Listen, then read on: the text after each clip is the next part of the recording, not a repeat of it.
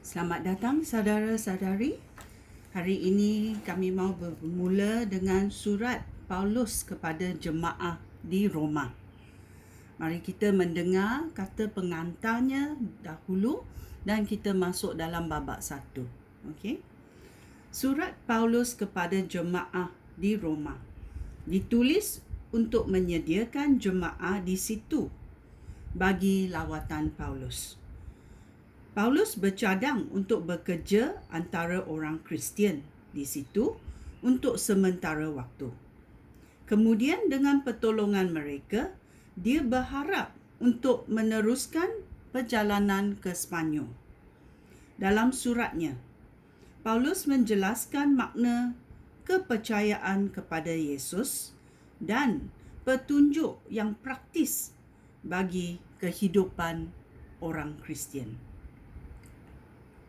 Setelah Paulus menyampaikan salam kepada jemaah di Roma dan memberitahu mereka bahawa dia berdoa bagi mereka, Paulus menyatakan tema suratnya.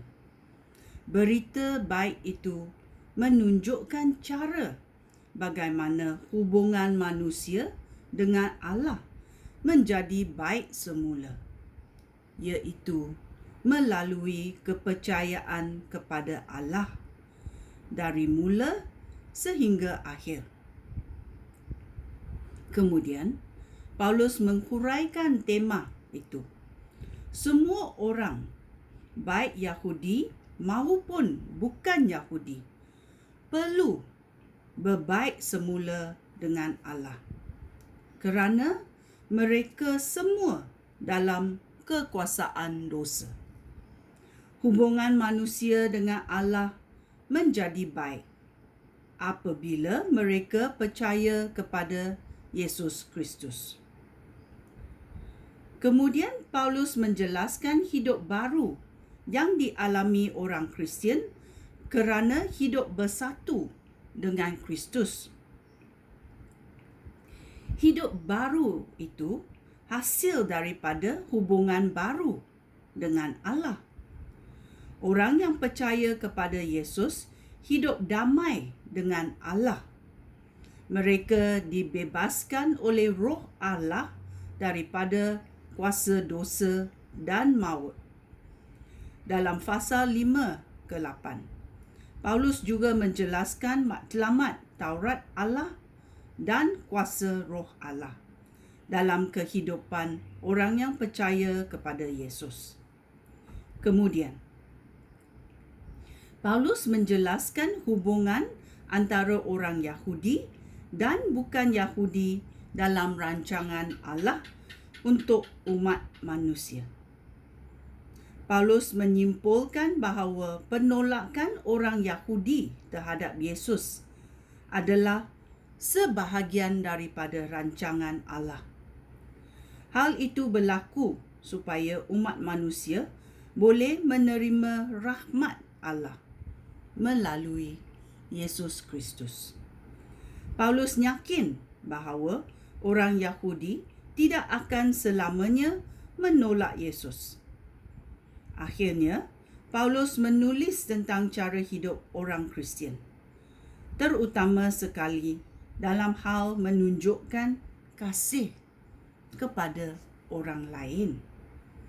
Paulus juga mengemukakan hal-hal seperti pengabdian kepada Allah, kewajipan orang Kristian terhadap negara dan kewajipan orang Kristian sesama orang Kristian, dan pelbagai soalan yang berkaitan dalam hati nurani.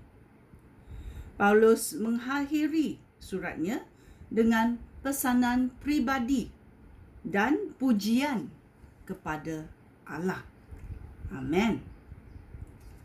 Ya, mari kita masuk dalam Roma babak 1.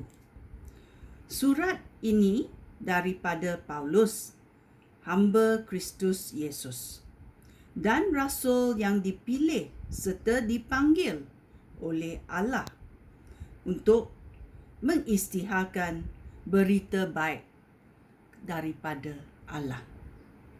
Berita baik itu telah dijanjikan oleh Allah sejak dahulu kala melalui nabi-nabinya. Dan janji itu tertulis di dalam Alkitab. Berita baik itu tentang anak Allah, Tuhan kita, Yesus Kristus. Sebagai manusia, dia keturunan Daud. Tetapi sebagai ilahi, dia ternyata anak Allah. Kerana dengan kuasa yang besar, Allah membangkitkan Yesus daripada kematian. Melalui Yesus, Allah sudah mengerahi aku tugas istimewa untuk menjadi seorang rasul, supaya aku dapat mengabdikan diri kepada Kristus dengan memimpin orang daripada semua bangsa agak percaya dan taat kepada Yesus. Kamu yang tinggal di Roma juga termasuk dalam golongan mereka, kerana kamu pun sudah dipanggil oleh Allah untuk menjadi milik Yesus Kristus. Amin. Oleh itu, aku menulis surat ini kepada kamu, semua di Roma yang dikasihi oleh Allah dan yang sudah dipanggil olehnya untuk menjadi umatnya. Semoga Allah Bapa kita dan Tuhan Yesus Kristus mengurniai kamu berkat dan kesejahteraan. Doa kesyukuran ayat ke-8. Mula-mula sekali, aku bersyukur kepada Allah melalui Yesus Kristus bagi kamu semua, kerana seluruh dunia mendengar bahawa kamu percaya kepada Yesus. Aku sentiasa mengingat kamu setiap kali aku berdoa. Allah saksi aku bahawa apa yang aku katakan itu benar. Dialah Allah yang aku taati dengan sepenuh hati dalam hal mengisytiharkan berita baik tentang anaknya. Aku berdoa supaya Allah mengizinkan aku melawat kamu. Aku sangat ingin berjumpa dengan kamu supaya aku dapat berkongsi berkat daripada Roh Allah dengan kamu untuk menguatkan kamu. Maksud aku adalah supaya kepercayaan aku kepada Yesus boleh menguatkan kamu dan kepercayaan kamu kepada Yesus boleh menguatkan aku. Saudara-saudara aku, ketahuilah bahawa sudah banyak kali aku bercadang hendak melawat kamu, tetapi selalu ada sahaja halangannya. Aku ingin supaya pelayanan aku di kalangan kamu berhasil, seperti pelayanan aku di kalangan orang bukan Yahudi di tempat lain. Aku mempunyai kewajipan terhadap semua bangsa yang beradab dan yang tidak beradab, yang berpendidikan dan yang tidak berpendidikan. Itulah sebabnya aku ingin sekali mengisytiharkan berita baik itu kepada kamu yang tinggal di Roma. Kuasa berita baik. Ayat 16. Aku yakin dengan sepenuhnya bahawa berita baik itu kuasa Allah yang menyelamatkan semua orang yang percaya kepada Yesus. Mula-mula orang Yahudi dan juga orang bukan Yahudi. Berita baik itu menunjukkan cara bagaimana hubungan manusia dengan Allah menjadi baik semula, iaitu melalui kepercayaan kepada Yesus dari mula sehingga akhir. Hal itu seperti yang tertulis di dalam Alkitab. Orang yang percaya kepada Allah sehingga hubungannya dengan Allah baik semula, orang itu akan hidup. Kesalahan manusia. Ayat 18. Dari syurga Allah menunjukkan kemukaannya terhadap segala dosa dan kejahatan manusia, kerana kejahatan menghalangi manusia untuk mengetahui ajaran benar tentang Allah.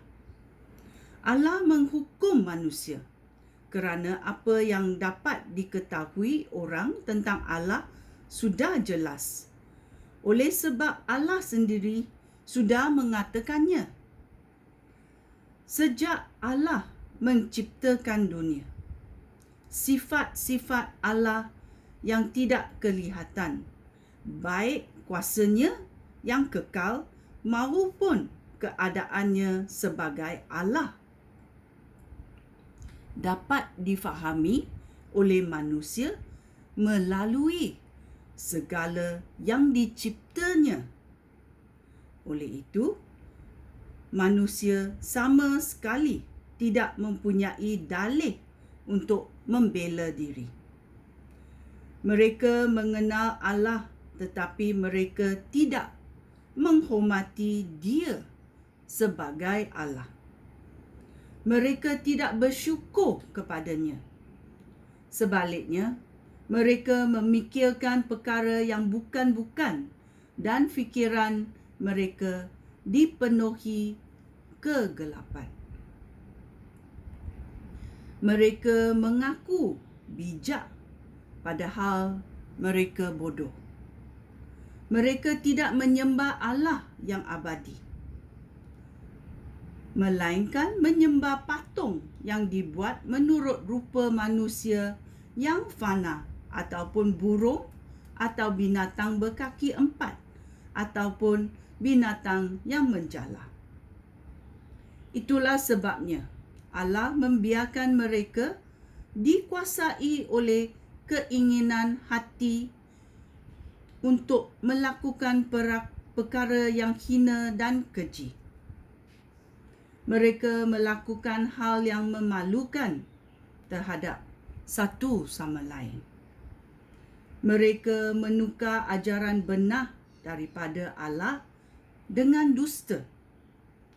Mereka lebih suka menyembah dan mentaati apa yang dicipta oleh Allah daripada menyembah dan mentaati Allah yang mencipta semuanya.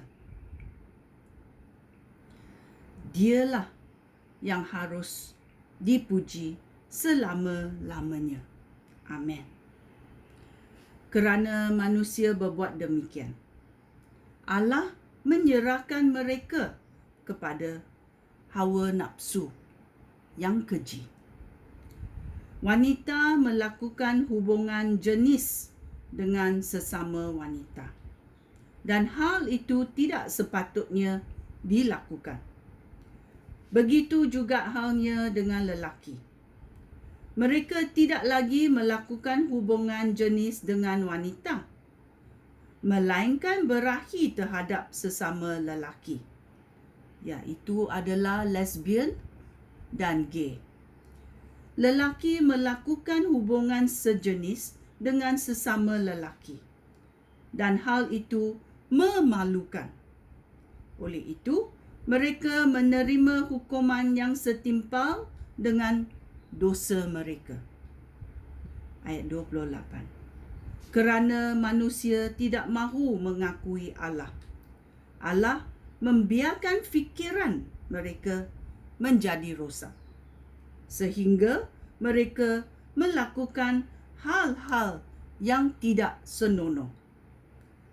Hati mereka penuh dengan kejahatan, kekejaman, ketamakan, kebusukan dan kedengkian, keinginan untuk membunuh, berkelahi, menipu dan mendendam. Mereka suka mengumpat, memburukkan nama orang lain. Mereka sombong dan biadab, yang membenci Allah dan bercakap besar. Mereka memikirkan cara-cara baru untuk melakukan kejahatan. Mereka melawan ibu bapa, tidak berakhlak, memungkir janji dan tidak berberi kemanusiaan. Mereka tahu bahawa menurut hukum Allah, orang yang berbuat semua itu harus dihukum mati. Namun demikian, mereka terus-menerus melakukan hal-hal itu.